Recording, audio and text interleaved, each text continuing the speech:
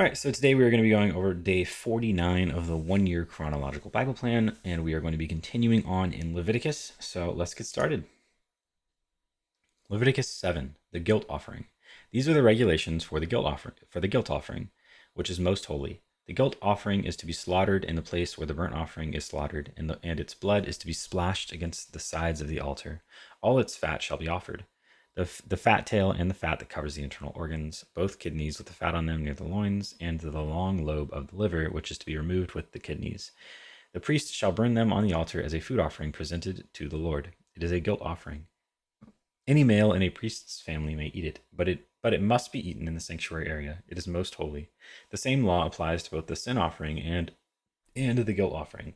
They belong to the priest who makes atonement with them. The priest who offers a burnt offering for anyone may keep its hide for himself.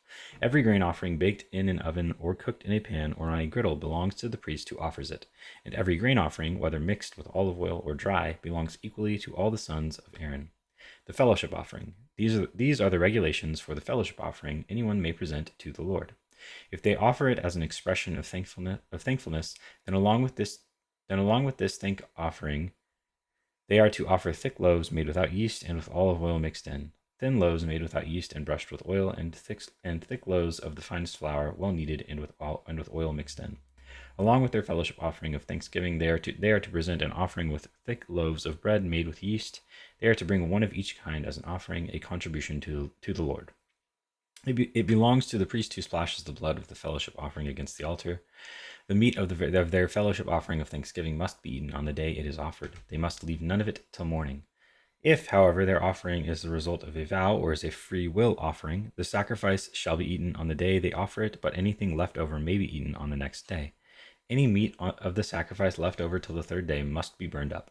If any meat of the fellowship offering is eaten on the third day, the one who offered it will not be accepted. It will not be reckoned to their credit, for it has become impure. The person who eats any of it will be held responsible. Meat that touches anything ceremonially unclean must not be eaten. It must be burned up. As for other meat, anyone ceremonially clean may eat it. But if anyone who is unclean eats any meat of the fellowship offering belonging to the Lord, they must be cut off from their people.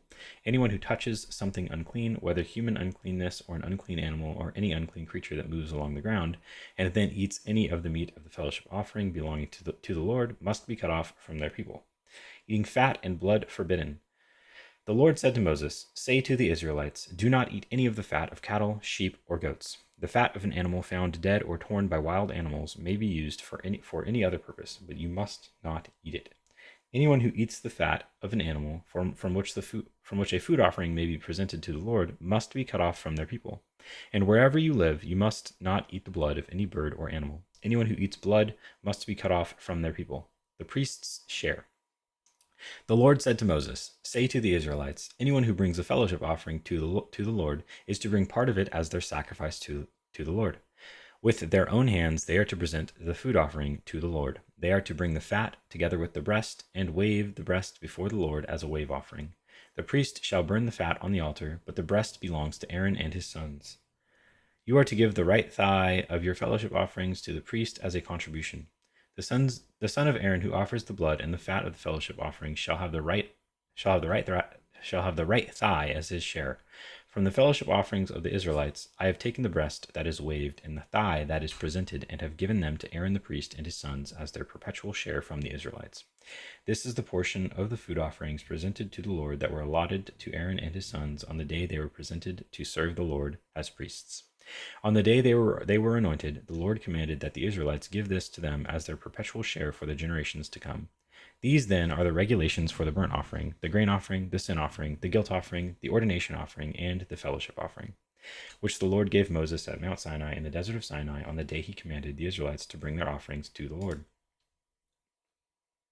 Leviticus 8, the ordination of Aaron and his sons. The Lord said to Moses, "Bring Aaron and his sons, their garments, the anointing oil, the bull for the sin offering, the 2 rams, and the basket containing bread made without yeast, and gather the entire assembly at the entrance to the tent of meeting."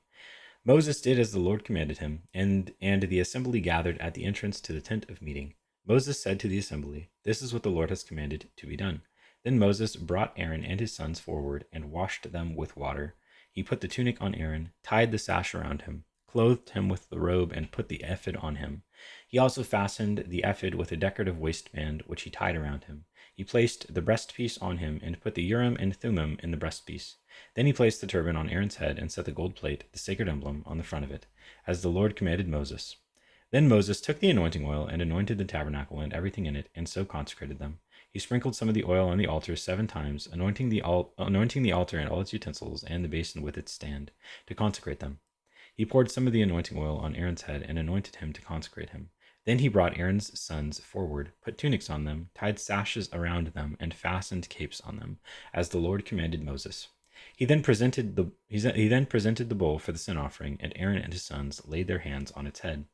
Moses slaughtered the bull and took some of the blood, and with his finger he put it on all the horns of the altar to purify the altar. He poured out the rest of the blood at the base of the altar, so he consecrated it to make atonement for it. Moses also took all the fat around the internal organs, the long lobe of the liver, and both kidneys and their fat, and burned it on the altar. But the bull with its hide and its flesh and its intestines he burned up outside the camp, as the Lord commanded Moses. He then presented the ram for the burnt offering, and Aaron and his sons laid their hands on its head. Then Moses slaughtered the ram and splashed the blood against the sides of the altar. He cut the ram into pieces and burned the head, the pieces, and the fat. He washed the internal organs and the legs with water and burned the whole ram on the altar. It was a burnt offering, a pleasing aroma, a food offering presented to the Lord, as the Lord commanded Moses. He then presented the ram for the ordination, and Aaron and his sons laid their hands on its head. Moses slaughtered the ram and took some of its blood and put it on the lobe of Aaron's right ear, on the thumb of his right hand, and on the big toe of his right foot. Moses also brought Aaron's sons forward and put some of the blood on the lobes of their right ears, on the thumbs of their right hands, and on the big toes of their right feet. Then he splashed blood against the sides of the altar. After that, he took the fat tail, all the fat around the internal organs, the long lobe of the liver, both kidneys and their fat, and the right thigh, and from the basket of bread made without yeast, which was before the Lord, he took one thick loaf with olive oil mixed in, and one thin loaf, and put these on the fat portions and on the right thigh. He put all these in the hands of Aaron and his sons, and they waved them before the Lord as a wave offering. Then Moses took them from their hands and burned them on the altar on top of the burnt offering as an ordination offering, a pleasing aroma, a food offering presented to the Lord. Moses also took the breast, which was his share of the ordination ram, and waved it before the Lord as a wave offering, as the Lord commanded Moses. Then Moses took some of the anointing oil and some of the blood from the altar and sprinkled them on Aaron and his garments, and on his sons and their garments. So he consecrated Aaron and his garments, and his sons and their garments. Moses then said to Aaron and his sons, "Cook the meat at the entrance to the tent of meeting, and eat it there with the bread from the basket of ordination offerings, as I was commanded. Aaron and his sons are to eat it. Then burn up the rest of the meat and the bread. Do not leave the entrance to the tent of meeting for 7 days, until the days of your ordination are completed. For your ordination will last 7 days. What has been done today was commanded by the Lord to make atonement for you. You must stay at the entrance to the tent of meeting day and night for 7 days, and do what the Lord requires, so you will not die. For that is what I have been commanded." So Aaron and his sons did everything the Lord commanded through Moses. And that is day 49.